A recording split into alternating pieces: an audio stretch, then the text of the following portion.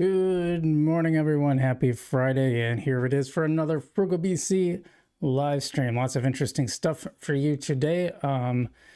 Markets not doing so great, despite a ton of very positive crypto news. And, this has just not felt like bull runs of the past. We got Everyday Algonaut in the chat saying, GM, what's up? Good morning, Everyday Algonaut. Cloudy Vibes in the chat.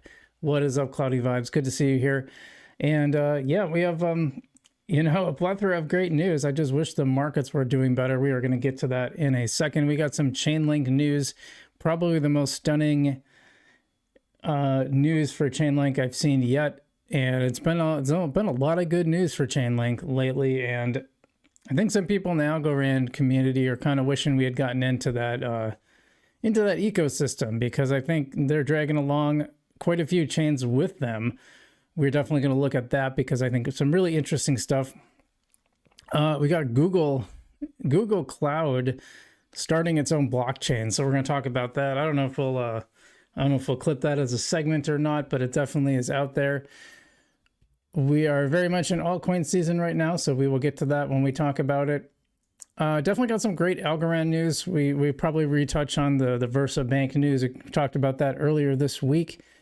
And some other great stuff. So plenty of stuff to get started with your week, but let's hope everyone's doing well out there. Like I said, if you are new to the channel, please hit the like and subscribe button. Now remember, you don't have to smash it. You just press it gently. It works just fine that way too. Also got channel memberships for only $1 starting at. I got some higher channel membership tiers as well with additional benefits. So please check that out in the description or on the community tab. And we want to give a big shout out to Haystack. Haystack is our new sponsor, and they're replacing non-fungible domains. It's the same company, so it's not like anything bad happened there. It's the same company. We're just talking about Haystack, so check out the Haystack app for easy trading, one of the easiest trading experiences out there. I've been playing around with the test version a little bit. Should be coming out, I believe, next week. So we're definitely going to have an affiliate link for you guys, so keep track of that. And big shout out to our other sponsor, Marcus Aurelius.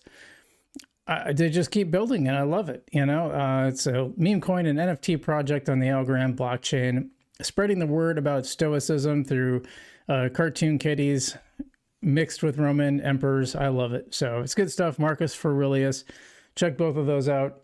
Alec, what is up? Welcome to the show. Appreciate having you here. And the other thing I want to talk about is I've got a new beginner crypto series that I recorded the first episode yesterday and did a rough cut edit, sent it to a couple people who are fairly non-crypto curious, but non-crypto, to get some feedback. Feedback I got was pretty good, so should have that out probably next week sometime. The first one. And for a lot of you guys are like hardcore into crypto, you know how this goes, so it'll be nothing new for you guys. But what I hope is for you guys who are like crypto insiders, I'm hoping it's a resource that you can, when you have someone in your life that wants to know about crypto, you can say, hey, here's how to get started. Go over to Frugal BC and check out his beginner crypto series. That's my aim for it. And also for me personally, I get a lot of people asking me about crypto. And so, I want to make sure people have something where they can see it and understand it, because I've had some people who are like friends in real life, and they watch my channel and they're like, man, I don't understand what you're talking about. And I try to make it as accessible as possible. But, crypto, if you don't have like some foundational knowledge, it's pretty tough. It's kind of like if you just started listening to a pickleball podcast and you didn't know anything about pickleball, a lot of the stuff they talk about would probably be pretty off. So there's always that balance between how accessible do you want to make it and how much do you want to talk about it. Alex says, my best friend flames me since 2 years now that I invested in crypto. He's blind. Shoot, I wish they were deaf, because then I could say I just learned a new joke today. It's like, well, I won't even tell it. Yeah, so I want that to be available for people. I want you to be able to have that so you can pass that around, and that's what I'm working on. Otherwise, yeah, we had a lot of good videos. We had an Algorand video, H-bar video, and a Chainlink video, and the H-bar video did the best of the three. which is interesting, I think. Also, yeah, I did have a mistake in my Chainlink video. I accidentally pulled in an old title from an Algorand video. And that happens because when a lot of people use like the same description over and over because they have all their affiliate links and stuff in there.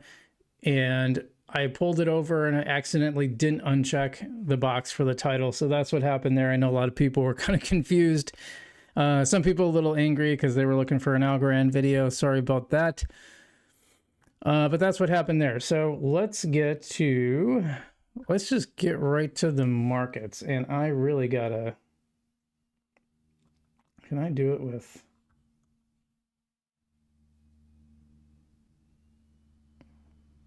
no, I can't. Okay. We'll just do it this way. I think we're on full screen anyway here. So this is what's going on in the markets today. Bitcoin way below 110,000, way below that 112,000. That was kind of a key resistance level. Everything's just kind of going down right now. As you can see, market cap had been over 4 trillion, back down to 3.7. Coin market cap 23209.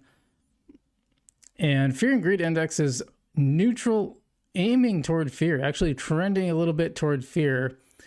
And altcoin season right now is we're in the, I would call it the Ethereum territory when it's at 59.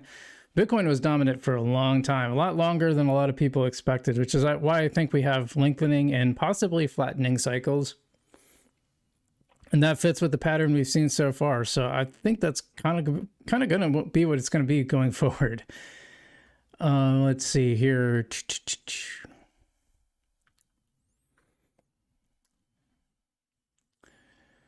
So yeah, Bitcoin itself, like I said, 108,000, 108,500.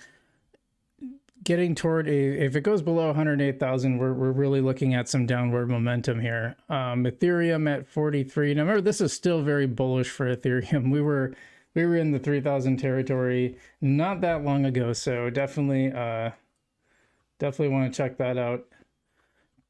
Definitely still in good range. XRP now below $3. That fell a lot in the last day and week. Solana doing a little bit better than the rest of the market. It was actually up to like 213, 215, around that range, back down to 209. Otherwise, yeah, I mean, you're just seeing a lot of red, especially like Chronos. So Chronos had this huge pump. It was actually up to like, I think market cap like 11 or something like that, which is crazy. You can see on the week, it's still up 78% on the week. So you did pretty well if you were invested in Chronos. I personally stay away from the coins that are associated with a platform most of the time, just because, you know, you run the risk of if the platform goes away, the coin usually value goes away with it. I've never seen it where the coin holds on. Although FTT did have a little bit of a weird comeback for a while. So yeah, it is what it is. Every day I'm not going to talk about sponsorships rates on channel. That's definitely not going to happen.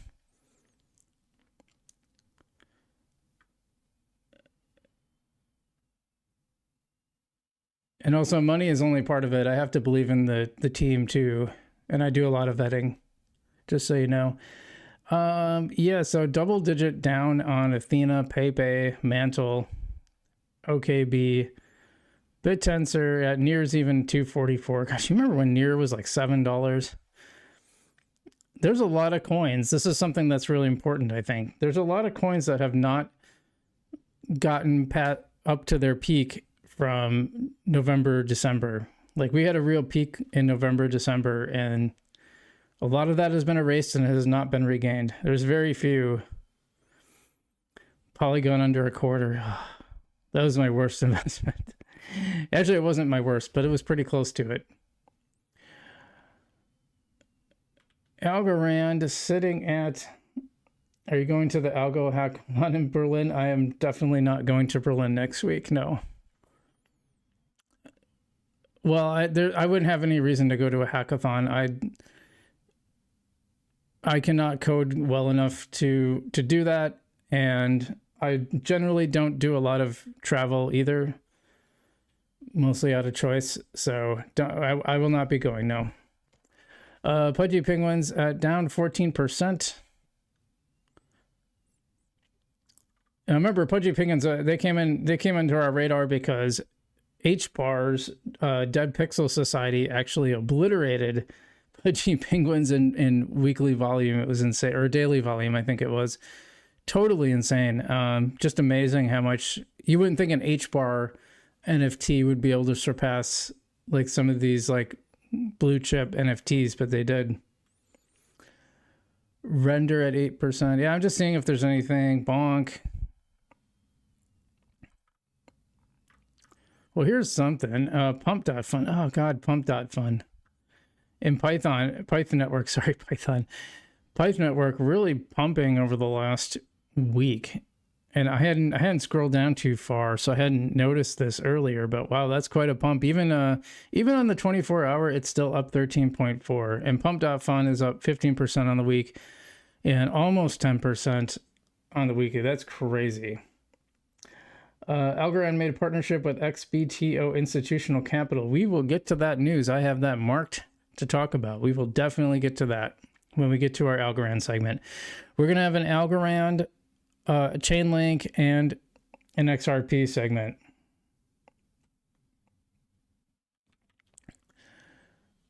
Protagonist saying add IOTA to the list because it's hardly undervalued. Do you mean it's very undervalued? Is that what you're trying to say?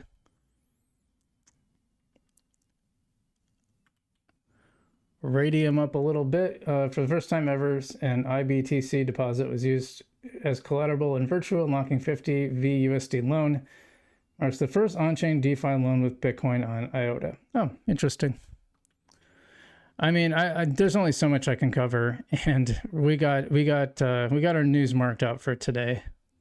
Yeah, there's IOTA. Kind of doing what the rest of the market is doing, maybe not quite as severe as some of them. Really seeing the meme coins suffer.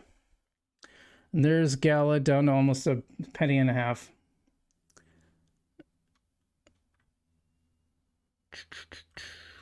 Hey, don't forget, too, we like to have a little contest to see who can get the most points on the stream. So every comment you make gets you a point or some kind of points. I don't know how it works exactly. It seems to go in increments of 25. And so top chatter, we'll give you a little shout out at the end. So I think super chats also increase the price, increase your experience points. So that's a good way to get up the leaderboard. And probably halfway through, we'll announce how that's going. So the Algorand is still shilling EURD, which has basically no use case, and the Stasis EUR, which is being used in DeFi, is not mentioned by them. Why? Well, I have no idea. That's a good question. All right, let's get over to Vestige.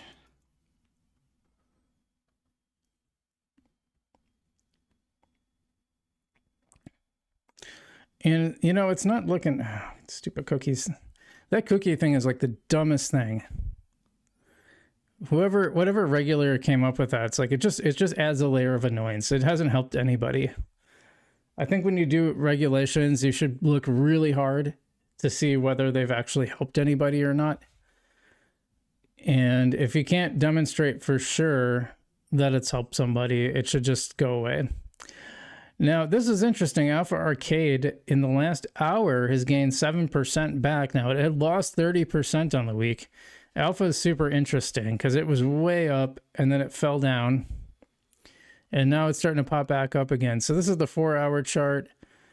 If we go to the daily, zoom out to the daily, we can see we had this huge pump up and then we've been pulling back now. Hopefully stabilizing, although...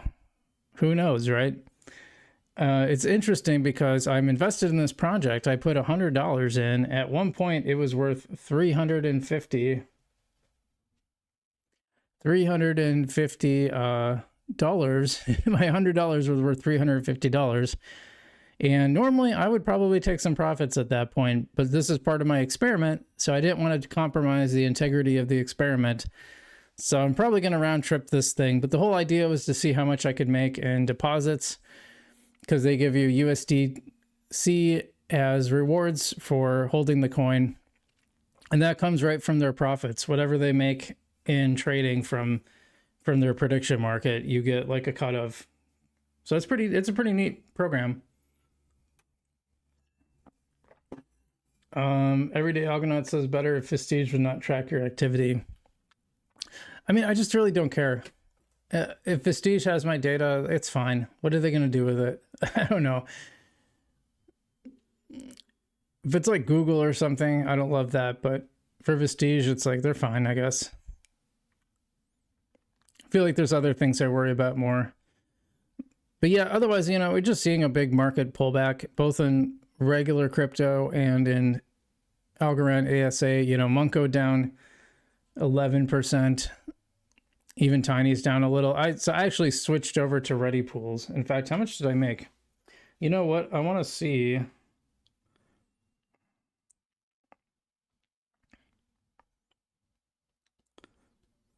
I'll give you guys a little insight on stream. Let me go to stake.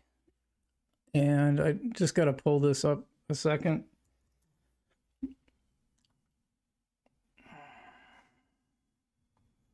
I kind of wish they had, I know this is like,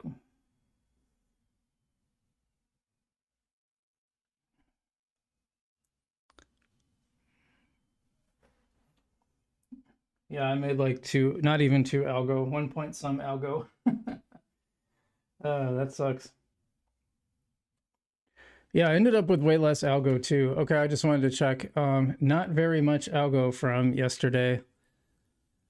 But it varies. It goes back and forth, so we'll track it over time. Somehow I ended up with a lot less algo than I did the last time. So that kind of sucks. I think algo... The problem is if you're switching back to USDC, you might be locking in losses. So I think I'm just going to hold on to algo through the cycle, and then we'll see what happens. That's my plan with that. Otherwise, yeah, not looking good. There's nothing really to dive into. Just some of the ones that had been pumping the hardest also kind of fell the hardest. I'm happy to see Opulus falling. Not a fan. Not a fan of what they did. All right, let's go to...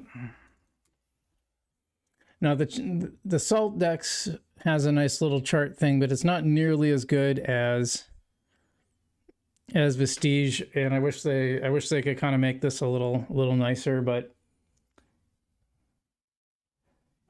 Everyday Algorand says it'd be better if your camera is on the right side so you do not cover the token names. Yeah, maybe I'll switch it out when I do that.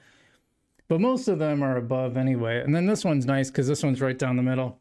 These are 24-hour, we found out from clicking on them. So Cloudy Vibes is still holding my Opal. Yeah, it just ticks me off. It just really ticks me off. I was so ticked that they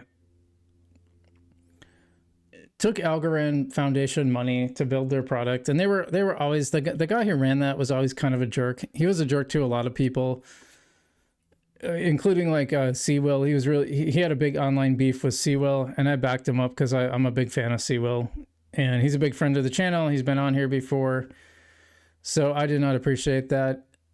And you know, Seawill was just asking questions too. He was saying, "Hey, you promised this. You haven't met the promise. What's going on?" And then he, you know, instead of like answering the question, when founders, I pay really close attention to how founders interact with questions. Like if people are respectful and they ask questions and they get salty, that's a big L for me. I think that shows you lack maturity and that you're probably not going to make it too far in this space. That's just my opinion, but yeah, so pretty much everything down. Cloudy Vibe says, yeah, I love Seawell. Yeah, he's great. He's a good guy. I met him in person at the Cypher, but yeah, like I said, we've done interviews before. I'm hoping to test out. I think I might be able to do it through Discord. I just have to test it out to make sure I can get it working right.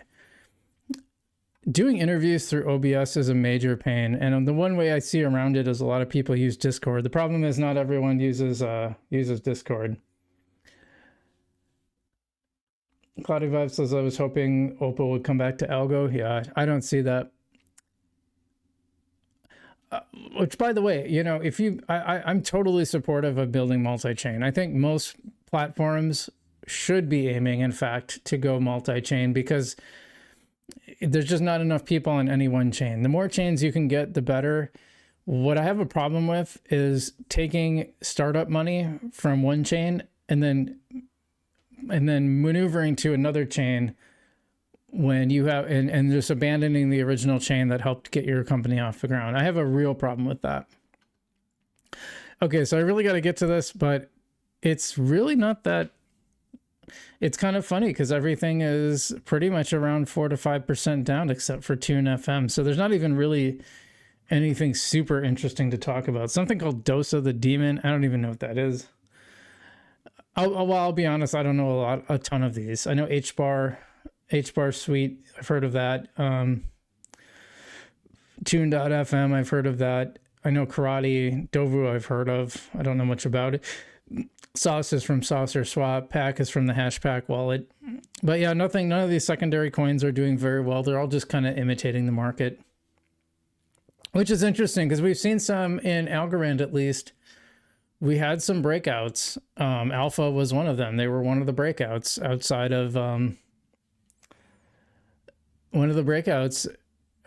like what the market was doing. So it's pretty interesting how sometimes sometimes the secondary coins will kind of go their own direction, but then a lot of times they just follow the market. There's usually one or two that are bucking. So it's interesting that there's nothing here on the HBAR tokens that are bucking the market at all. I mean, Tune.fm not as down as much as a lot of them, but for the most part, yeah, they're all pretty much 4 or 5 or even 7%. Cloudy Vibe says Ton got listed on Robinhood when Algo. It's crazy. It is, and I wonder if there's a price that you have to pay to be on Robinhood that the coin has to pay. I'm not sure about that. Yeah, I hope it gets added really quick because that's kind of annoying. Didn't HBAR just get added? And I think that's the case with Chainlink too. I think there's a fee you have to pay. I'm not 100% sure how that works. Oops, we don't want that.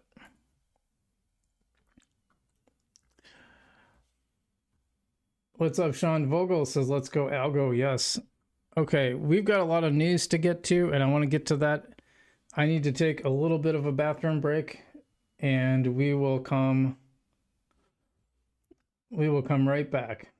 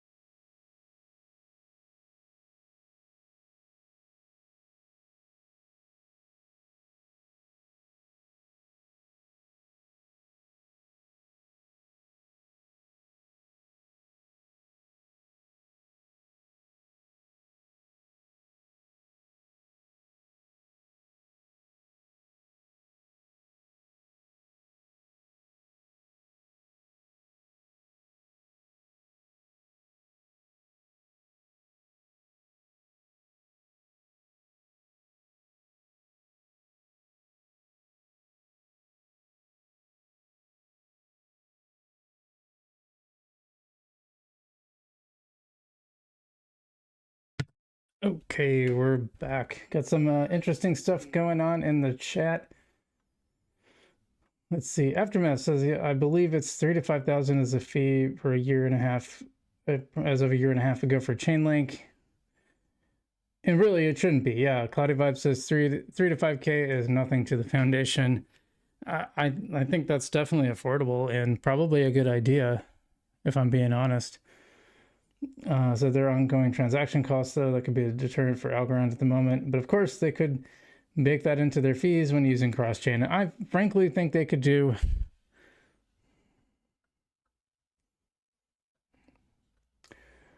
I've noticed it's... Yeah, I'm kidding. Yeah, I mean, I think the benefits would outweigh... Look, they would have got dragged into this whole... they would have got dragged into the White House news, which we're going to get to. We're going to talk about the Chainlink stuff pretty soon here. Let's see. All right, I'm going to come back to here. Yeah, why don't we do our Algorand news, then we'll get to our Chainlink news. And then I got some XRP news if we have time. And then that'll probably be our day today. Yeah, I actually have quite an audience on X, but it's weird it's not showing up in my feed. Our YouTube audience is looking pretty good though, so that's cool. Welcome to everyone who is watching on X, watching on YouTube, and watching on Kick. Appreciate you being here. I think we're going to start off with our Algorand news. So as you guys know, when I do my segments, I don't respond to chat unless it's directly relevant to the segment itself, because I tend to clip them. And those videos actually will do, the videos I clip will do way better than the streaming audience. And I found it's interesting. There's not a ton of overlap between the people that watch my live streams and the people that watch my videos. It's surprising that they're almost completely different audiences. Probably the ones chatting, I'm guessing the ones chatting also watch my videos, I think, but for the most part, it's a pretty different audience, which I think is really interesting. So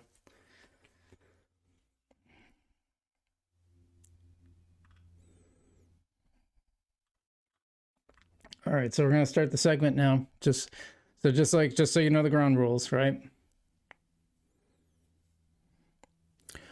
Algorand Foundation just got selected as a new market maker for this firm. This is big news, and this is going to lead off our Algorand segment. So why don't we dive right into this news? This is actually from XBTO, which is disruptive markets hold big opportunities from asset management to capital markets. We hope our clients capture them.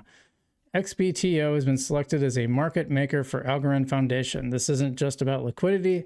We're also Algorand's high-speed, low-cost blockchain to move USDC between custody wallets and exchanges, boosting efficiency in treasury ops. A lot of people are very excited about this news.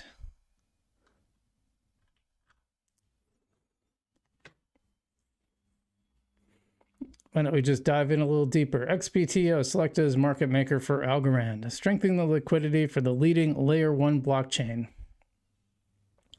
So XBTO, which is a global leader in institutional digital asset management, today announced that it has been selected as a market maker for Algorand, one of the most established layer 1 blockchains. I agree with that. That's for sure true. Market making services on tier 1 and tier 2 exchanges will enhance liquidity, depth, and consistency for Algo, supporting the network's expanding use cases in areas including digital identity systems, healthcare infrastructure, and financial services applications across global markets. A central element of the collaboration includes XBTO utilizing Algorand's low-speed, low-cost blockchain to facilitate the seamless transfer of USDC between its custody wallets and exchanges as part of rebalancing and treasury operations, further enhancing efficiency and connectivity within the broader digital asset ecosystem.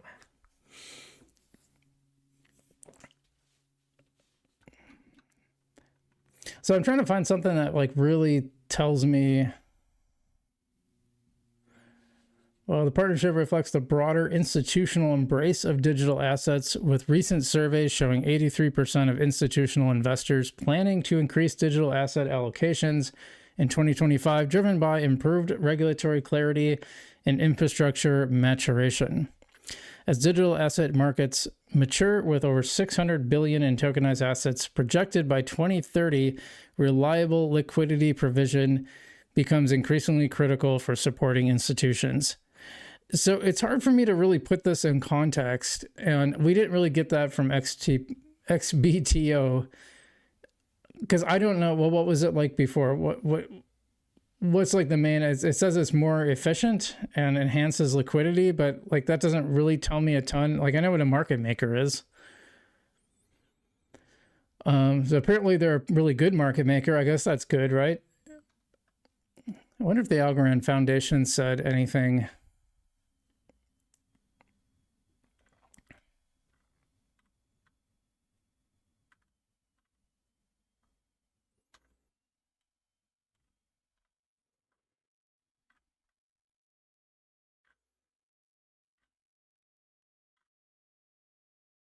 Let's see if they let's see what they said. Okay, we're excited to welcome XBTO Group as a market maker for Algorand. This partnership strengthens liquidity across. It just says the same thing.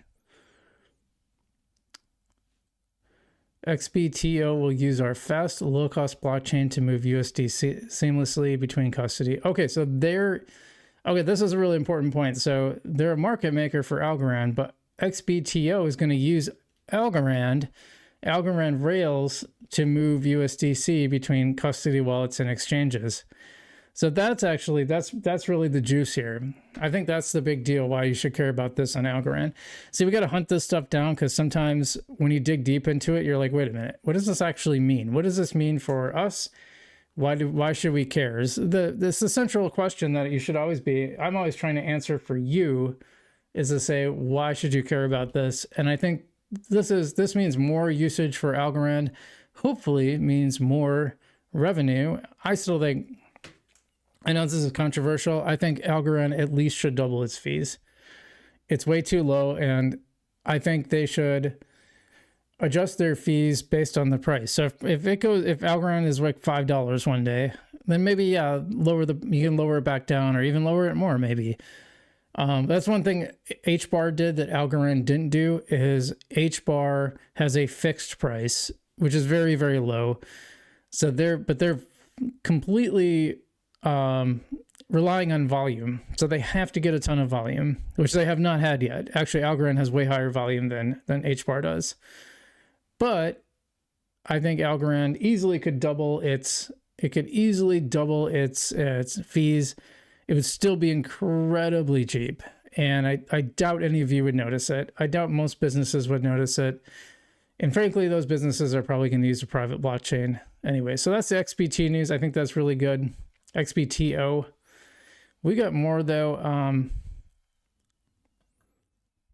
I thought this was interesting. Right from the Algorand Foundation, the next wave of AI agents just landed on Algorand. Now, as you know, I'm a huge fan of AI, and I think Algorand is going to be one of the leaders. Algorand and HBAR are both really aiming to be the next wave, the kind of the payment infrastructure for AI agents.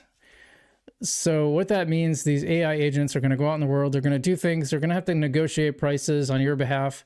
They're going to have to go buy data, buy little things, and the agents can basically, we saw a demonstration where the agents can talk to each other, negotiate a price, settle it. It all happens on Algorand rails, and it's super fast. You cannot do that on traditional banking. You need ultra fast rails like Algorand, HBAR. Both have been building towards this use. I've argued that I think HBAR has actually done a little more. They have like they have like 2 different AI studios set up. It's one of their things. They set up studios for things. And I think that's a good idea. It signals that, hey, we take this seriously. I wouldn't mind seeing Algorand do that as well. Anyway, developers can now link Web2 logins, Google, X, GitHub, LinkedIn, directly to Algorand keys and AI agents. This enables verifiable, identity-aware interactions across Web3. This apparently, this comes from Go Plausible. I think you guys are familiar with them. And I think this is a really good idea. I like this Web 2 login. This is something I initially liked on Sui. Now, I've kind of soured on Sui, and I think I've talked about those reasons. But one of the things that I liked is that they were using social logins, which makes things so much easier for people who are non-crypto. Like I said, I'm in the middle of making beginner videos, and I will tell you, one of the stumbling blocks is going from an exchange to your own wallet. It adds a layer of complexity that makes people nervous. It makes some people who aren't like crypto native kind of nervous. Maybe young people aren't as much. I don't know. I deal with people like maybe 10, 15 years older than me, and they're just perplexed by anything outside of an exchange. And even the exchanges kind of perplex them a little bit. So I'm seeing more of a trend towards going to these social logins. And I think that's going to be the wave of the future. I think Algorand is doing that as well. Everyday Algorand says Algorand cannot increase fees because it's usually hard-coded into the smart contracts. It means USD support for KuCoin on Algorand. Yeah, I think so.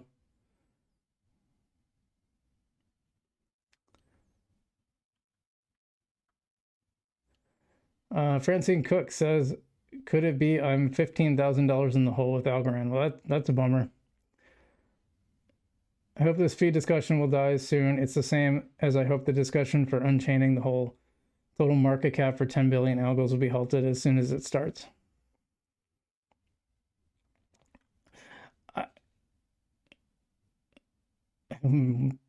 BC, when will you start to show some biotech products? I don't know much about that. Biotech MCP agent has the Google login feature for like 3 months. Oh, that's cool. Yeah, I'm seeing more and more stuff like this, and I think it's a good thing for sure.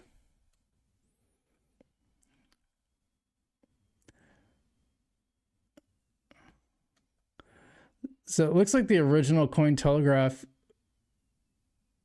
article is gone that this linked to, but Algorand Foundation says, disclaimer, chances may be much lower on Algorand. Yeah, I remember this was talking about, I wonder why it's gone. That's kind of weird. There was an article about post-quantum security, and they were talking about some of the other chains like Bitcoin and Ethereum, that kind of thing. So this is just a reminder that Algorand, chances may be lower on Algorand, the L1 blockchain, leading the way on post-quantum readiness. And we have a little thing that kind of talks about it, but here's the roadmap, which is part of it, quantum security, privacy, and scalability as part of its bleeding edge area of the roadmap. Now, we covered the roadmap and its unveiling. I think some very good stuff there.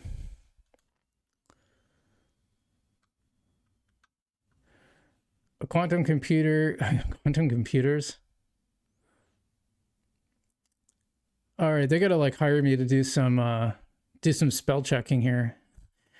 A quantum computer is a new type of computer that is able to tackle certain classes of problems such as integer factorization and the discrete log problem in novel, more efficient ways than classical computers. A regular computer uses bits, like tiny switches with binary states as either one or no. Quantum computers use qubits, which can be in a superposition of the two states, on, off, or some probability of both. Man, I'll tell you what, the smartest thing I ever heard about quantum mechanics is that if you think you understand quantum mechanics, you don't understand quantum mechanics. And I think that's pretty much where I fall, somewhere in there. I definitely don't understand quantum mechanics. Anyway, the threat is that quantum computers, once they have enough error-correcting qubits and sufficient processing power, will be able to crack the commonly used encryption and digital signature schemes that protect sensitive information and allow us to prove our identities online. Google has been experimenting with post-quantum security since 2016, and Apple announced PQ3 cryptographic security upgrades to iMessage in February 2024. Blah, blah, blah, blah, blah. What about Algorand? Algorand's path to post-quantum readiness. The first step was to secure its history. In 2022, Algorand introduced state proofs, a post-quantum secure compact certificate that attests to and compresses the ledger's state changes happening every 256 rounds. Algorand state proofs are signed using Falcon It's a post-quantum secure digital signature scheme. They also integrated an experimental AVM opcode and already possesses the necessary cryptography tools, namely Falcon, to further quantum-proof the chain. So all very good stuff. And the verified randomness function, which was introduced by Silvio Macaulay, founder of Algorand and the godfather of modern cryptography. By the way, he created the verified randomness function back in 1999.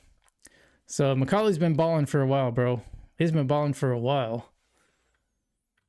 Anyway, you can really lead a lot of stuff on here. You can do a deep dive into Falcon. We've had some arguments about whether Algorand or HBAR are farther along than Algorand on quantum. I don't know. I'm not convinced yet, but so everyday Algonaut, is this new Google blockchain going to be quantum safe? Well, considering, I think we just saw that they were, where did we write about that?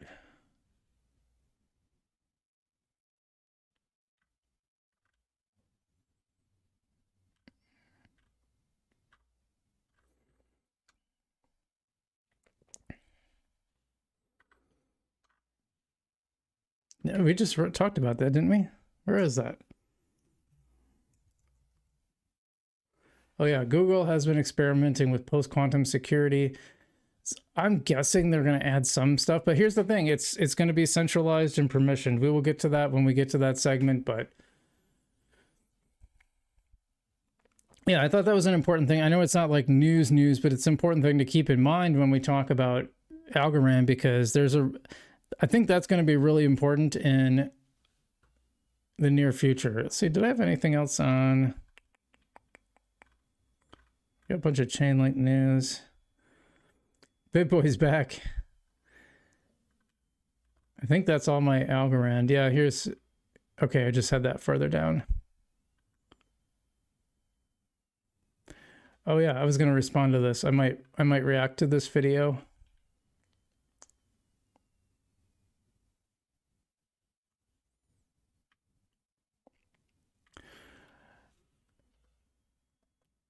Let's see. So Algo is the future. They will all follow Algorand's footsteps. Let's hope so. Yeah, so that's our Algorand news for today. Kind of a shorter segment, not super long. I didn't have a ton to go through because we already had an Algorand video this week. That being said, we already had a Chainlink one, and we got, well, it's kind of a short. Our Chainlink one will be short too, and we'll do some charts.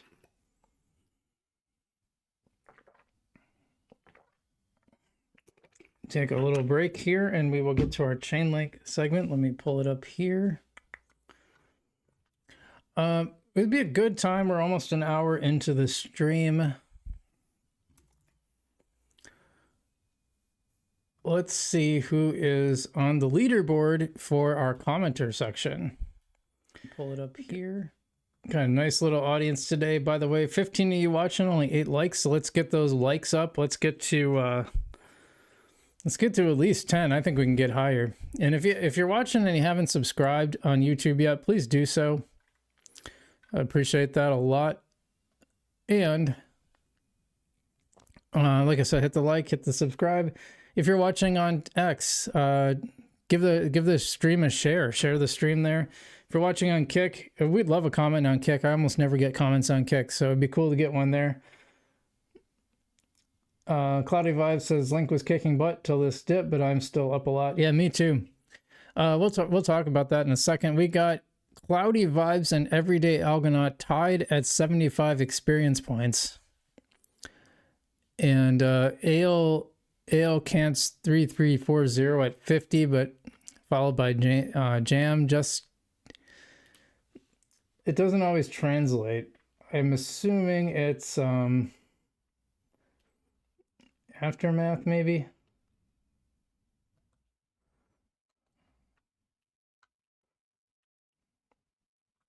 It might be Protagonist. I'm not sure.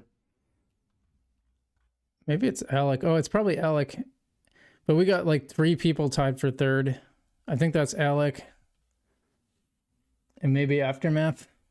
Oh, Aftermath was down here, but whoever Jamist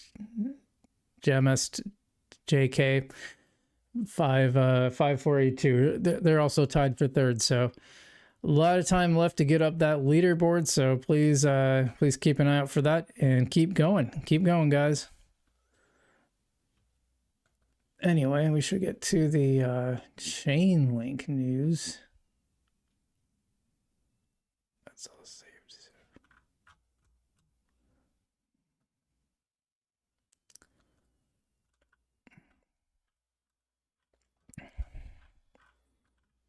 What did I do with that?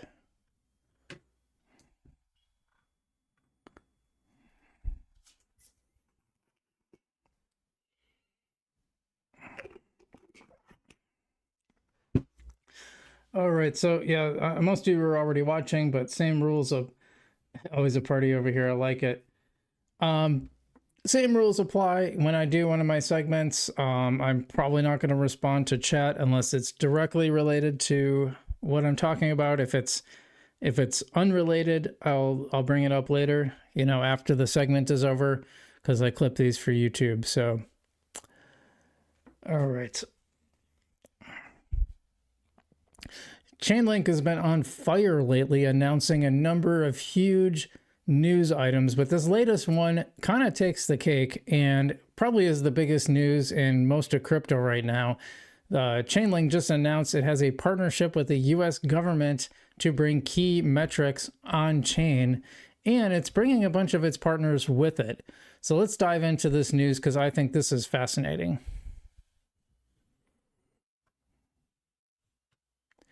We're excited to work with the U.S. Department of Commerce to bring key government economic data onto Arbitrum, AVAX, Base, Botanics Labs, Ethereum, Linnea Build, Mantle, Optimism, Sonic Labs, and ZK Sync. Chainlink is the only Oracle platform bringing all 6 of these official government macroeconomic data points on chain. So we're talking real GDP level, real GDP percentage change, PCE price index, PCE price index percentage change, same with those two, and same with real final sales to private domestic purchasers. You got the level and the percentage change annual rate. And this is from Sergey Nazarov, he's the co-founder of Chainlink. He said, "I'm very excited." Can we zoom this in? "I'm very excited to see Secretary Howard Lutnick and the U.S. Department of Commerce accelerate blockchain adoption by bringing the Bureau of Economic Analysis macroeconomic data on-chain through the Chainlink standard. This decision to use blockchains for data transparency from the U.S. government is clear proof of its commitment to being the global leader in blockchain technology adoption.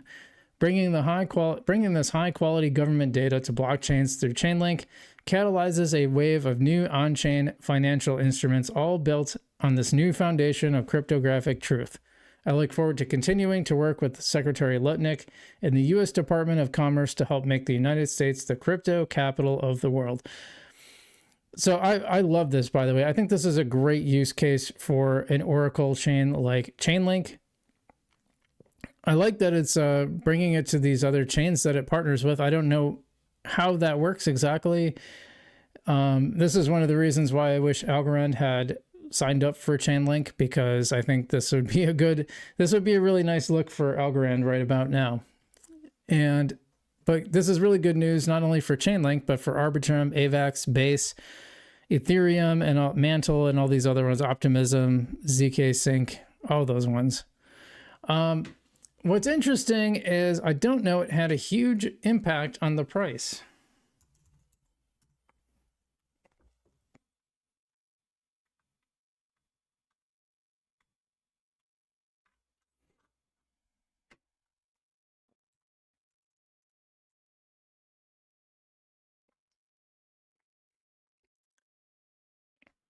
No, I want to put this in context because 23.53 is definitely over my average buy of like 15, which I thought was high when I bought it.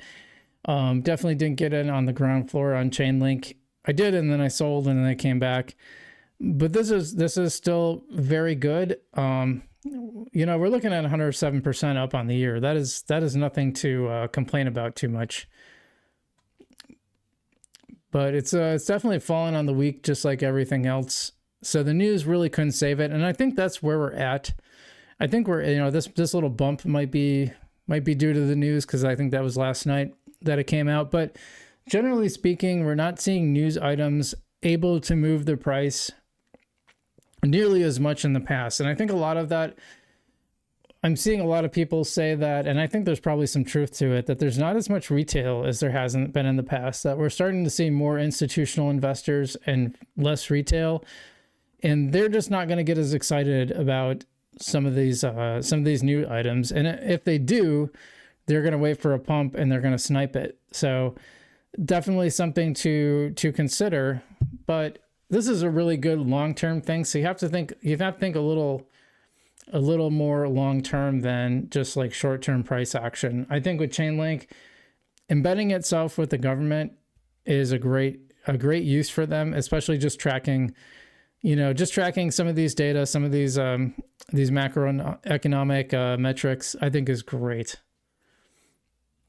And by the way, we also talked earlier about the Chainlink reserve.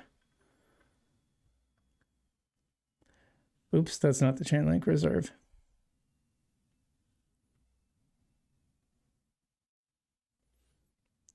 I thought this is actually really interesting though.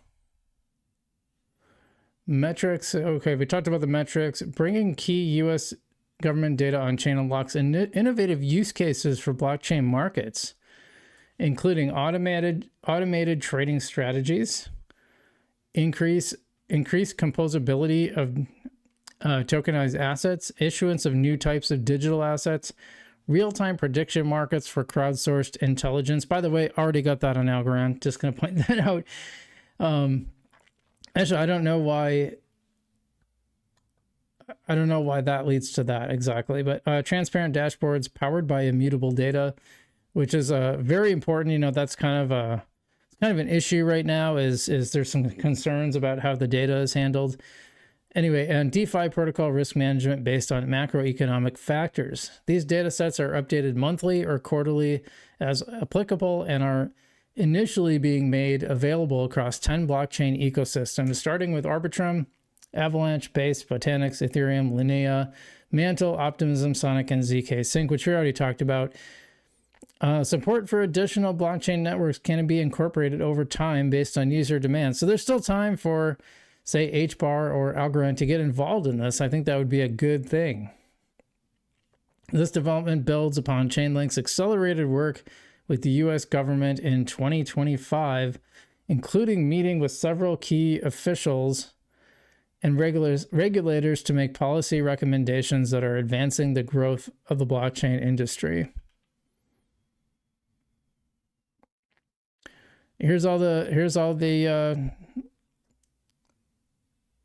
if you're a developer, you want to get involved in this. Oh, look, Folks Finance in on the comments, as well as King Solomon, friend of the channel. I'd really like to. I should get him on sometime. I keep saying that, but I'm such a. Getting guests on is kind of a pain, and especially doing it through OBS. And I really hate doing it through Restream's portal. So we'll see. Anyway, developers can begin integrating these feeds today into their on-chain applications by following Chainlink's official documentation. And so, you know, they have all the U.S. Department of Commerce and all their data here. Here's the Chainlink system, and then any blockchain. So Algorand can definitely get a part of this. HBAR can get a part of this. Maybe even XRP. I don't know. This is absolutely insane. Chainlink is now not only adopted by the largest DeFi protocols and TradFi institutions, but also the largest government in the world as well.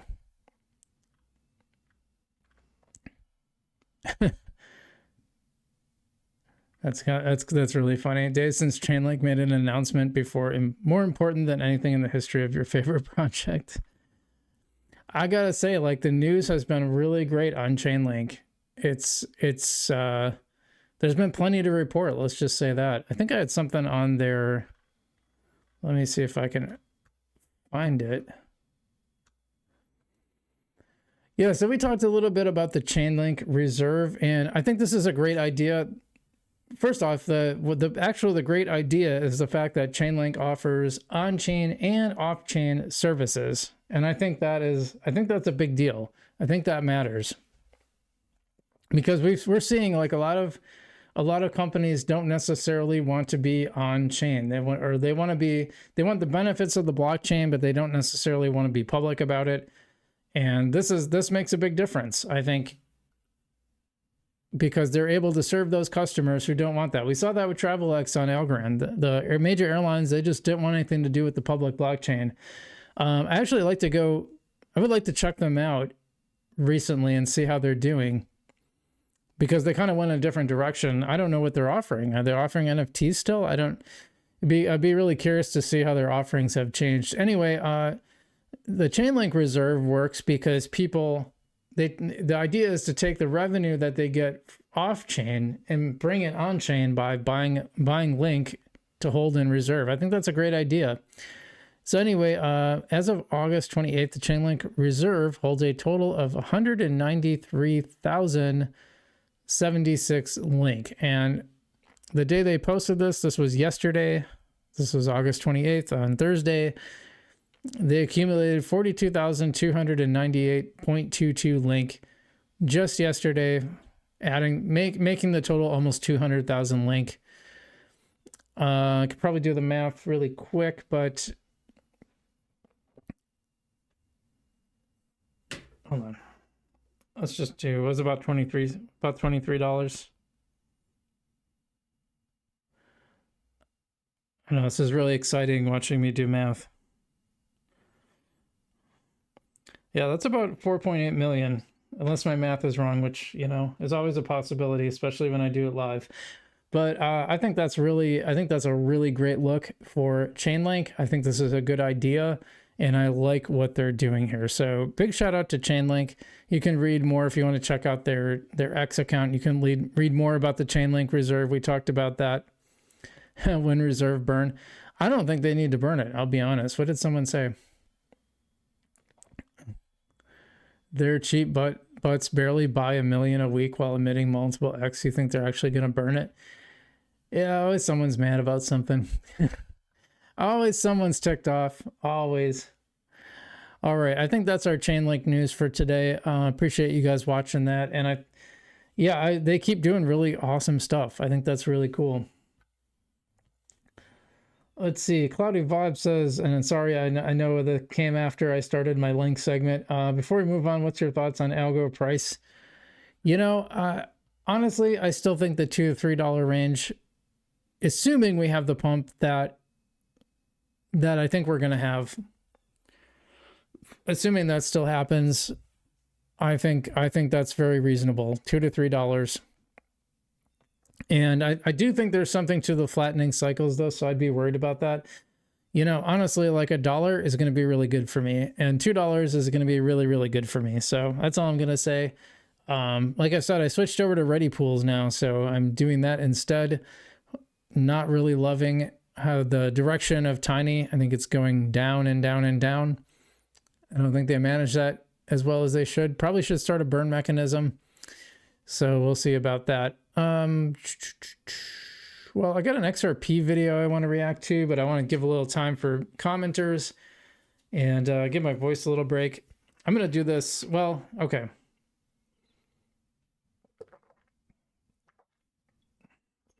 I got one XRP news item and I got one video that we're going to react to. So we're kind of going to do it all in one thing. I've been following DB Crypto on Twitter. He's maybe a little smaller than me on YouTube, but maybe a little bigger on X, I think. Be an interesting guy to have on, actually. And we'll get some insights from him. Meanwhile, it's been about an hour. Did anything change in the markets?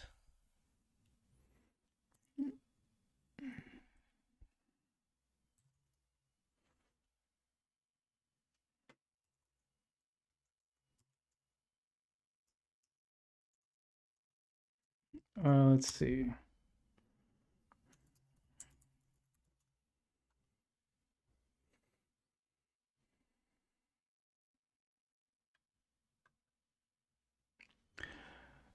By the way, well, we'll take a little break. We didn't cover, these are really, I don't know how to find these on the main page, but I found that I can Google them and get to the page. These are the market top indicators. And just in case you're wondering, nothing triggered yet. Are we even close to anything? Let's see. No.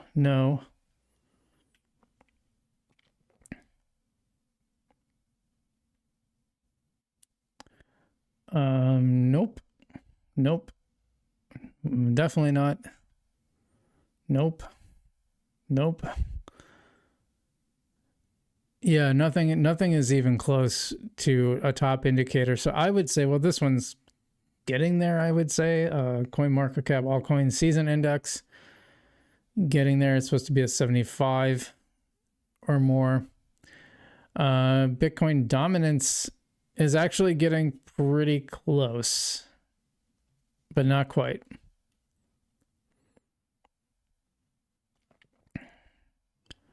Long-term holder supply is starting to get there. Some of these Bitcoin ones are getting kind of close, which mostly just tells me that we're moving into the other territory. We're moving into the territory of altcoin season, which is, I think, pretty obvious to most people.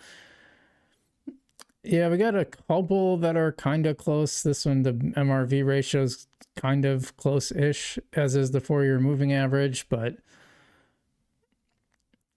yeah, I would say we're pretty safe on, oh, that one's really close. The Bitcoin trend indicator, equal or greater than 7, that's at 6.1. That one is the Bitcoin trend indicator is a dynamic signal that shows the presence, direction, and strength of Bitcoin's price momentum. Yeah, so, but yeah, not one single market top has been triggered yet. So I think we got a little ways to go. I really think we're going to see a strong end of the year. And then that's probably it for crypto for a while. All right.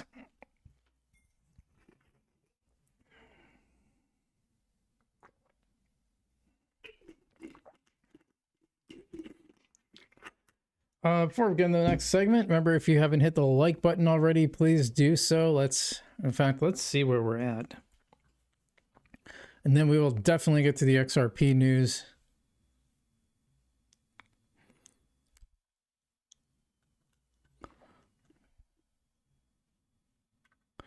$11 likes. I like to see that. Maybe we can get it to 15. Let's try to do that. Has the leaderboard changed? Cloudy vibe and Everyday Algonaut still tied for first place, and then we got a few people tied for third. So remember, the more you comment, the more you can work your way up that leaderboard. And yeah, let's get the likes up too. Let's we should be able to get to 15, I think, right? I think we can do that. And like I always say, you don't have to smash it. You can just press it gently. I'm really excited. I will tell you, I'm really excited for Algorand's Haystack to go live. I think that's going to be a lot of fun, and I can't wait to share my link with you all and have you all trading on the platform. It's going to be great, I think. Okay. Let me pull that up and we should be good to go.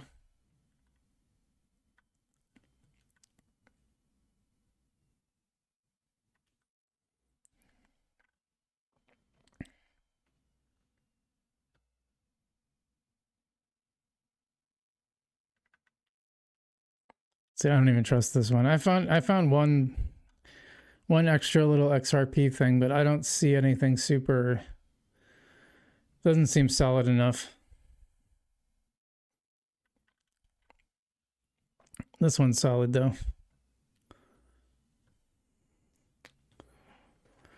All right, so those who have watched the channel for a while know that XRP is definitely one of the holdings that I'm pretty excited about, and I've been doing really well with it. I bought around the 53-cent level. I had an ongoing joke for a while that XRP seemed like a 53-cent stablecoin for the longest time, because it always seemed to be 53 cents whenever I checked. Well, That got up to about a 6x. It's pulled back down now, sitting at about 280, but we got some really good news. And then I want to watch we're going to react to a video that a friend of the channel has shared. I haven't watched it, so it's going to be a complete live reaction, but let's see this good news first.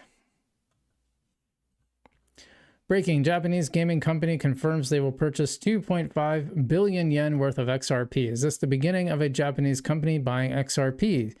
Comment below. And I know this is solid. I saw the Wolf of Wall Street's tweeting about it as well, Scott Melker.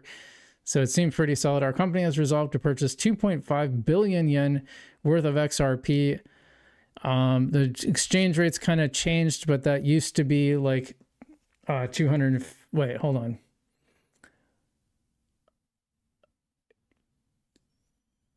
No, it would have been 25 million yen, but it's probably actually less than that because the yen is probably, I think it's like 140 or 150 to, what's the exchange rate? Let's look that up really quick.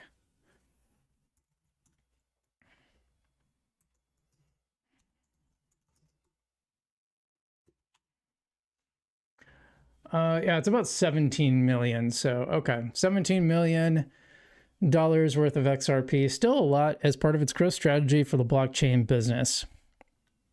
Yeah, I wanted to look that up because it used to be like, and you probably still do this to a rough extent, you would just get more buying power.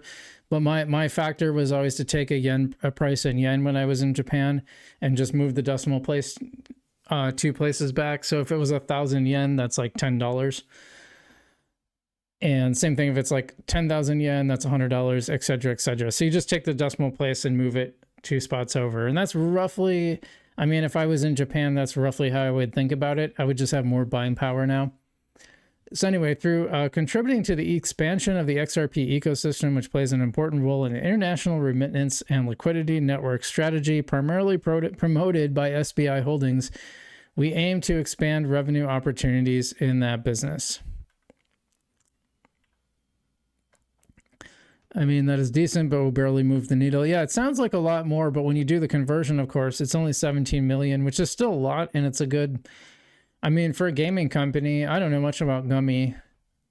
I don't know what games they make.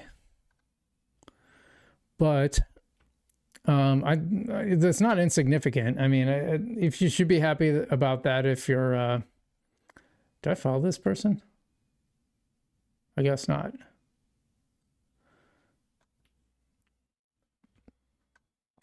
This is the one I'm not sure of. It says, you know, MasterCard just called XRP a bridge currency in their latest report. They don't throw words around like that by accident. They know something. I don't know. Is this true? Let's explore this. Well,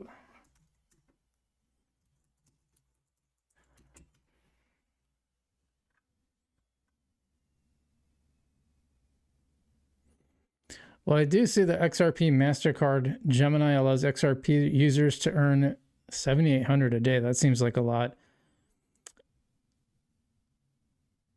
So XRP, I will say MasterCard is doing a lot of partnerships with blockchain lately. Algorand has its one with the Peril wallet, with still waiting for that to go live in the US, hopefully by the end of the year. Hope they get on that. That's a big deal.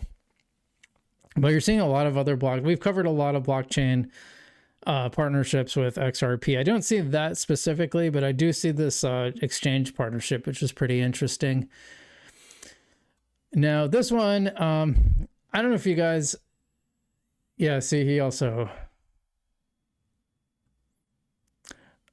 Wolf of Wall Street's did, Scott Melker did report that, so I think it's a little more solid. And then, fun fact, a comet smells like rotten eggs, urine, burning matches, and almonds. Most scientists say the closest comparison to this would be the phenomenon on Earth is the idea that tokens called XRP could be sold off to retail investors with the illusion that a digital bank drive-up tube is worth more than the money it transfers back and forth because there are just only so many tokens in existence and everyone will want one because the banking systems of the world have been quietly making deals for over a decade to make XRP the replacement for SWIFT. And the president is sleeping with Brad Garlic Mouse. Good grief. Funny how you all know all the smells of a comet, but not the smells of profit. This guy is like, okay, so whoever runs the Litecoin account, just tweets out some wild stuff. Say what you want about XRP, but like I'm up still 4.5x, so I can't really complain about XRP. And you know, the fun thing about fundamentals is they're not as important in crypto as you might think. I think they will be one day, but they're not today. By the way, just a reminder, BitBoy apparently is back, which is wild. I don't know why he's back, but he's back. But let's move on to, where's this video? Uh-oh. All right, so we're going to react to this video. It's pretty short. Here's a hot I take believe, I don't, oh, stop it. I hate when you pause a video and then it plays anyway. It's so irritating. Yeah, we're going to watch this video. Like I said, it's pretty short. I put it on 1.25, so it goes a little quicker. But DB, he's a friend of the channel. Oh, I'm not subscribed. I should subscribe to him for sure. And yeah, we're gonna see what he has to say. Like I said, I haven't watched this video, so I don't know what he's gonna say. Here's a hot take you're not supposed to say out loud. XRP might be one of the most overrated assets in all of crypto, and I don't say that lightly. Right now, XRP is trading like it's destined to become the backbone of global finance, and many will tell you that it is. Yet the fundamentals look more like a bloated legacy project with centralized baggage and shrinking relevance. You've heard the hype, partnerships, banks, RippleNet, blazing fast transactions. But what if I told you banks don't even need the token? What if XRP is being held up by outdated narratives and aggressive insider marketing?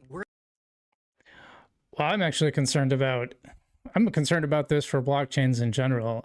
We're seeing a trend where there's a lot of companies that just are not that interested in public blockchains. And we see stuff like the Google news, I think we'll cover in a little bit after we get through our XRP segment.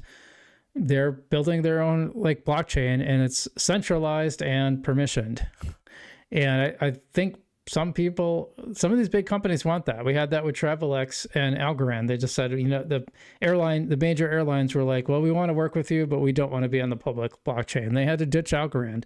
So it might be true of XRP, but it's probably true for a lot of things. And that doesn't necessarily mean it'll be a bad investment. But yeah, let's move on and see what he has to say. We're about to break this down piece by piece, no fluff and no sugarcoating. We're talking total supply mechanics, centralized ownership, and some very uncomfortable truth about Ripple's control over the network. And yes, stick around until the end because I'll show you my 2025 XRP prediction. I've run the numbers, dug through the reports, and what I found might make you rethink your portfolio. Spoiler alert, it's not bullish. But here's the kicker. Most retail investors still have no clue. Let me show you why, because once you see it, you can't unsee it. Let's talk numbers, because XRP's valuation doesn't just defy logic, it laughs in its face. At its peak, XRP had a market cap of over $210 billion. That's more than many public companies with real revenue, customers, and audited books.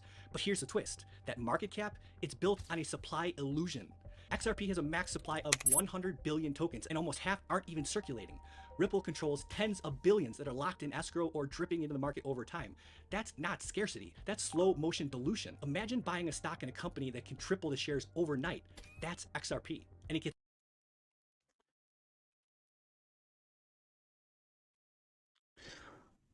Here's the problem though. I think a lot of that doesn't matter. It's because scarcity, people talk about the scarcity side of it, and this is something I've been harping on a lot lately. People talk about the scarcity side of it, but they don't talk about the demand side of it. You can have like a super scarce. I can have, I'm trying to think of like something that's PC, but I can have like I can have the last like dilapidated Pinto on Earth. Well, maybe that's a bad.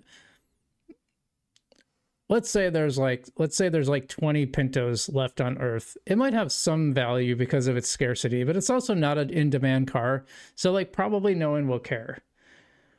The only reason people are going after, here's a good example. I saw a Pontiac Fiero the other day, and I'm like, I was just thinking like nobody's like excited about a Pontiac Fiero. So they're still like, I imagine if you found one, I don't think it'd be super expensive. Same thing with like some of these older like Trans Ams and stuff. there just isn't demand, even though they're scarce because there's just fewer and fewer of them. You know, they're not making new ones and old ones get destroyed, but the demand isn't there to like drive the price through the roof. Some of the DeLoreans are going for a lot because they have the cool factor from being a part of Back to the Future, and they already stopped making them when the car was in Back to the Future. So my whole point here is like scarcity. You can't take it by itself. You know, Ethereum can keep making Ethereum. There's no cap on Ethereum, and the price of Ethereum goes up. So I get what he's saying. I just don't think it matters the way people think it matters. Worse, its fully diluted valuation is pushing $280 billion. That's not just inflated, it's delusional, especially for a token with no organic demand outside of speculation. And yet retail buyers get tricked by the low unit price. They think it's cheap. It's not. It's a mirage. And XRP, it's built on numerical smoke and mirrors. It's all speculation. You know, all of crypto is speculation. A big part of stocks, frankly, are speculation. When you see like what happened with GameStop, it skyrocketed, and there was zero value to GameStop. It was a dying company, and so I get his point, but Chris, so much about crypto right now is speculation. Otherwise, why would you see something like Fartcoin take off, or Pengu, Pudgy Penguins, or all that other stuff? These coins take off because of speculation. It's pretty much the basis of the crypto market right now. So he's saying that about XRP, and I get that, but I think that's true for just about every coin. Like Solana, I mean, Solana has some of the worst fundamentals. It has like one of the worst you know, it's been down all the time. It doesn't have reliability, and yet it's still one of the higher valued coins. Like, that's the crypto market. Just clever enough to fool people who don't know what they're buying. Let me ask you something. How decentralized can a cryptocurrency be if one company controls nearly half of it? Ripple owns over 40 billion XRP, and they've historically dumped billions into the open market. That's not decentralization. It's a corporate treasury in crypto clothing. XRP was pre-mined. Ripple created the supply, and they kept most of it. They release XRP from escrow to fund operations. Translation? They sell tokens to retail to pay the bills. It's like printing stock, minus shareholder approval. And it I mean, that probably sounds familiar to Algorand people, right? Like they've been structured selling again, it looked like. So yeah, it's that part isn't super great. It's sketchy. XRP's consensus model, it's neither proof of stake nor proof of work. It's a Ripple approved validator club, not a decentralized network. Now think about this. Can you name another decentralized asset where the founding company controls the majority of supply, the validators, and the PR narrative? You can't, because this setup is unique to XRP and not in a good way. Compare that to Bitcoin or Ethereum, open, permissionless, battle tested. With XRP, Ripple calls the shots. And when that much power sits with insiders, do you really want to be the liquidity when they decide to cash out? And my favorite part, XRP fans love to shout, but the banks are using it, as if that alone validates the entire project. Let's get this straight. RippleNet and XRP are not the same thing. Ripple sells software to banks, but the actual XRP token, hardly any institution touches it. Most of Ripple's partners don't use the token at all. They use messaging APIs and fiat rails. Here's the real. So this would be interesting. What if XRP did what Chainlink did? Because Chainlink, we just talked about the Chainlink reserve, where they take off-chain revenue and pour it into the coin. Like maybe that's the future for XRP, and but you know, they're not doing that. So you take that with a grain of salt, I guess. Real kicker.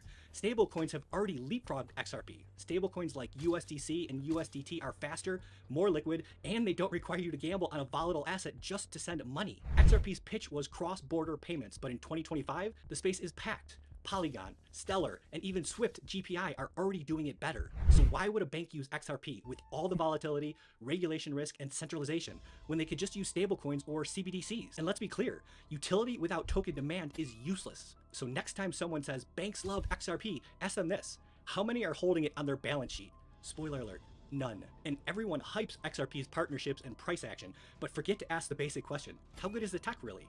Spoiler, it's not. XRP Ledger is aging fast. It runs on RPCA, Ripple Protocol Consensus Algorithm. Sounds impressive, but it's totally outdated. There's no sharding, no composability, no smart contracts like Ethereum or Solana, just basic token transfers and IOUs. that might have worked back in Interesting. 2014, but it's 2025 now. It's like riding dial-up in a 5G world. No DeFi, no NFTs, no DAOs, nada. XRP isn't programmable, it's just a fast settlement layer, and even that edge is shrinking. Modern blockchains like Sui, Multiverse X, Near, and Layer 2s like Arbitrum are eating its lunch. They're modular, scalable, and developer-friendly. And XRP's speed comes with trade-offs, centralization, fewer nodes, and weak security assumptions. So the real question isn't, is XRP fast? It's what can you actually do with it? Answer, not much. And Okay, I'm very curious about this.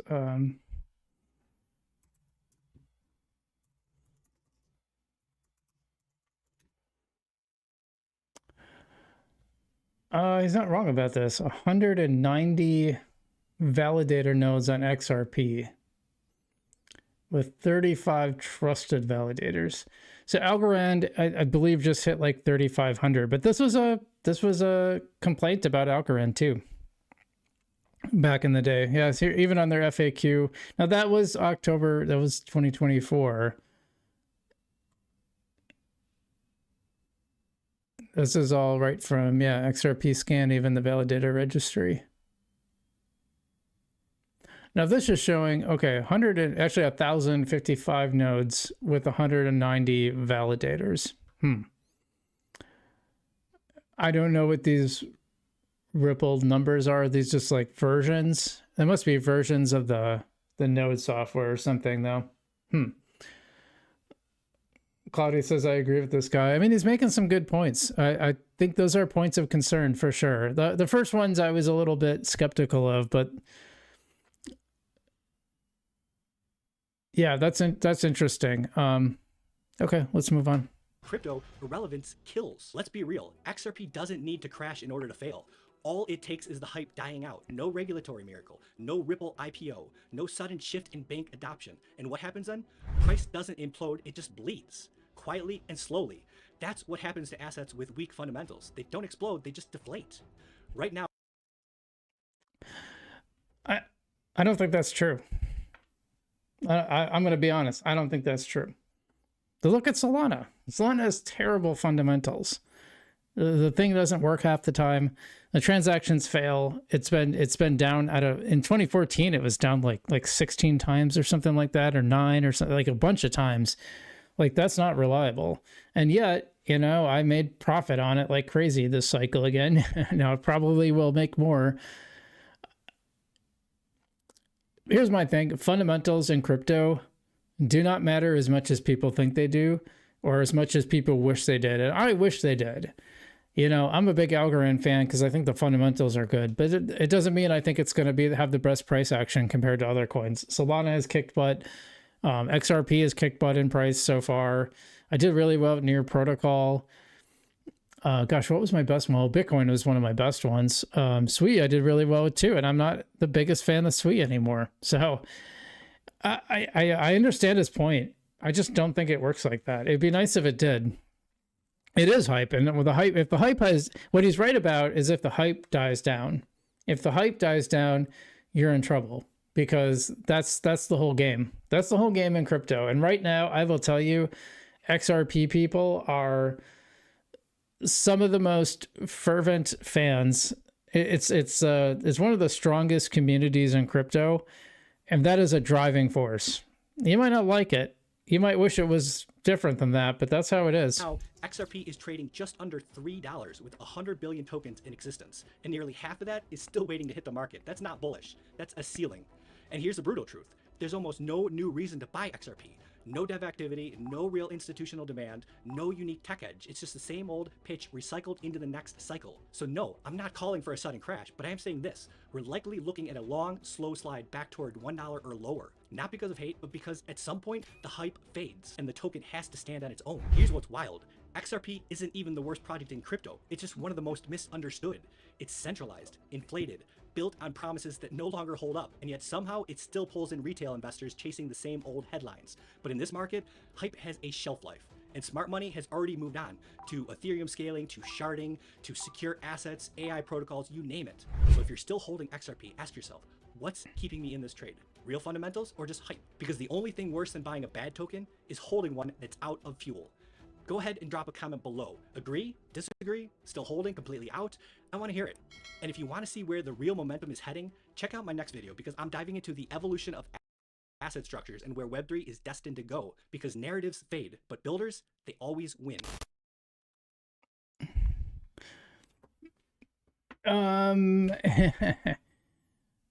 Maybe.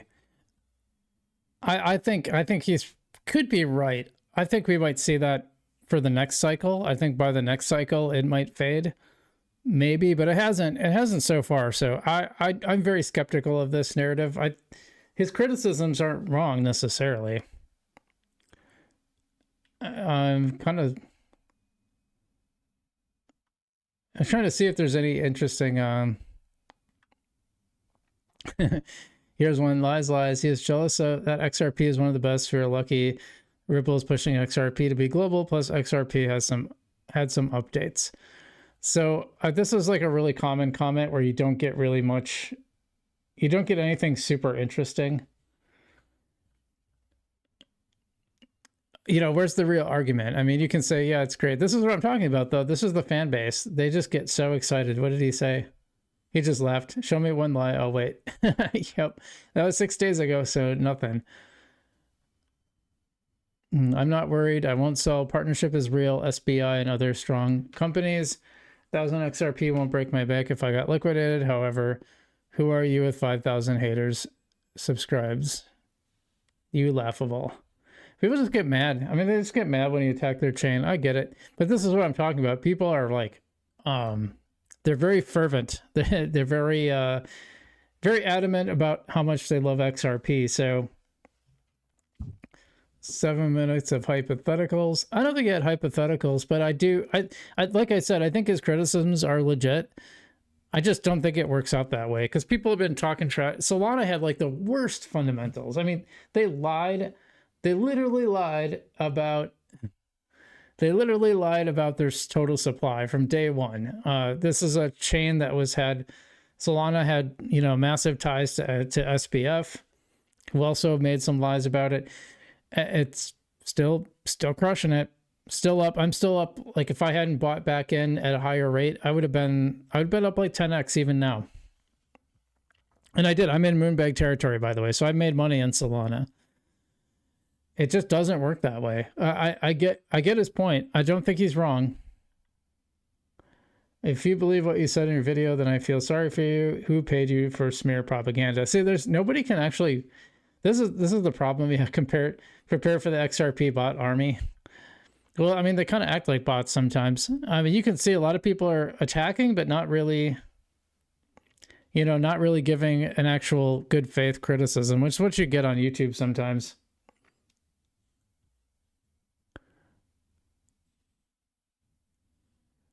Let's see what this comment said. It's funny. I have the token, got at a very low cost way back when, held all this time waiting for this high return. Lameo.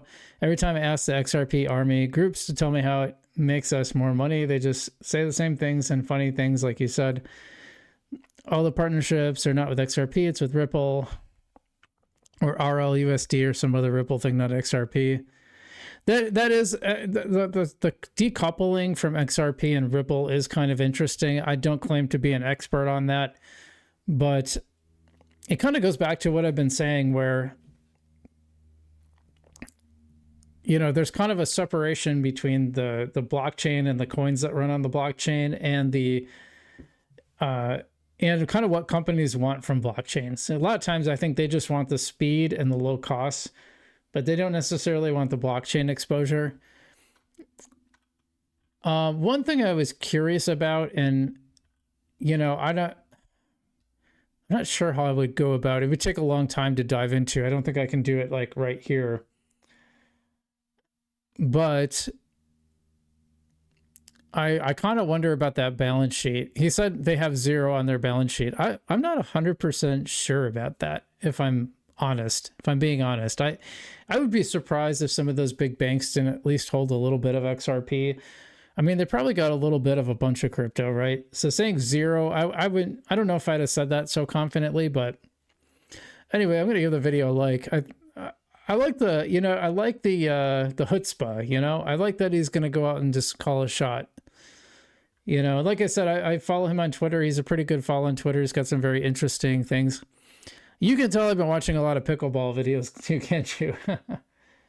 XRP Army definitely going to be mad. I thought there'd be more angry comments, to be honest. I was surprised that he didn't get more.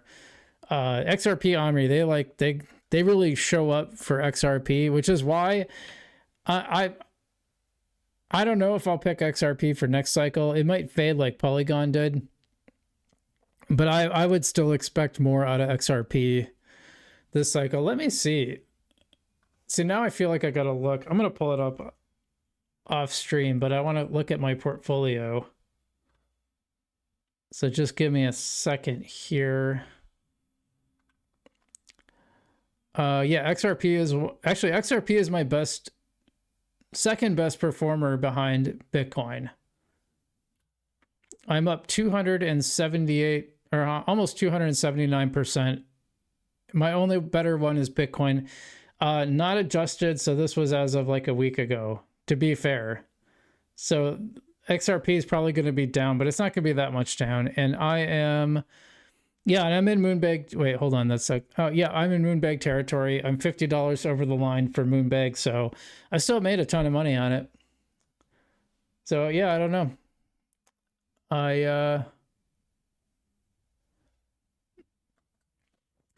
There's a big decoupling between fundamentals and between price right now. I don't know if that's going to last forever, but that's kind of the way it is right now, no matter how much you wish it was. So anyway, I will give a link in case you guys want to watch this one yourself. I thought it was a pretty good video. I mean, he did a pretty good job on that video. Everyday Algorand is shilling biotech here, saying builders do not always win because I don't know what biotech is. Well, you know, we can share a link. That's a good way to do it. Anyway, trying to decide if I want to, maybe we'll dive into this Google News.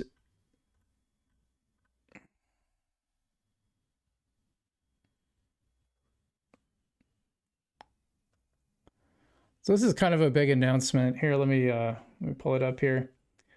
Google is developing its own blockchain for payments, currently in private testnet.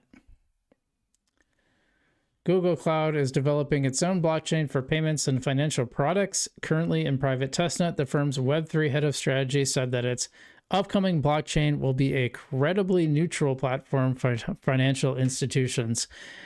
Don't sleep on this. I know we don't, as crypto people, we don't love this because we want to see it decentralized. This is going to be a centralized system. You know, Google, it's going to be permissioned. Google is going to control this. So this is not like, this is not real blockchain stuff. But this is, I think a lot of companies don't sleep on this because, you know, Google has a name now. Google has a name of being solid. You know, they're just a solid company now. And I would expect, I expect a lot of companies are going to take a hard look at this. And like I said, you know, this has been kind of the theme of the day, is like a lot of these big companies are not super excited about public blockchain. Some are, but you know, a lot of them aren't. And so I think you're going to see more stuff like this where it's more private. And that makes me a bit nervous about the future of crypto in general, to be honest. But I think there's always going to be people like us that are into it.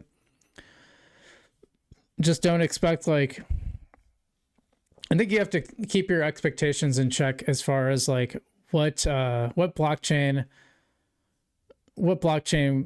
adoption actually looks like. I think it's going to be very piecemeal and weird, and you know, don't expect it to just change overnight.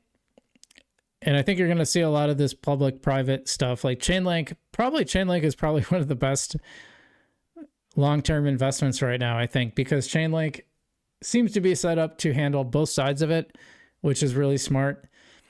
If I were Algorand or HBAR, I would seriously look at this. I would seriously look at having off-chain services, and then being able to take that off-chain services and put it back into the ecosystem. That'd be really smart, I think. Okay, well, we covered a lot of good ground today. Hope everyone enjoyed that stream. Thanks so much for tuning in. Still not too late to hit the like button on YouTube to make sure more people see the stream, both then, you know, even afterwards too. And subscribe if you haven't already. We'd love to have more subscribers. We really took off. I mean, we just got to 6,000 and now we're at like 6134 or 35 or something like that. So very much appreciate everyone who helped us get to 6,000. We're trying to get to 7,500 now. That's our new goal. So help us get there, spread the word, share the videos, share the love of blockchain. I think it's really cool, the stuff that you and I can do on this. You know, that's kind of the big theme, is that we can do stuff via blockchain that other people can't. We can send money really fast. We can have YouTube careers based on this. I think that's really cool. So anyway, we'll be getting into that, but thanks so much for watching. I hope you're all doing safe out there. You know, it's Friday, it's the weekend, so go touch some grass, as they say. Enjoy life. Life is good right now. I got to say, I'm really enjoying all the things I'm doing. I'm working hard, but also playing hard, and good things are happening. So hope you all stay safe out there. I'm Frugal BC.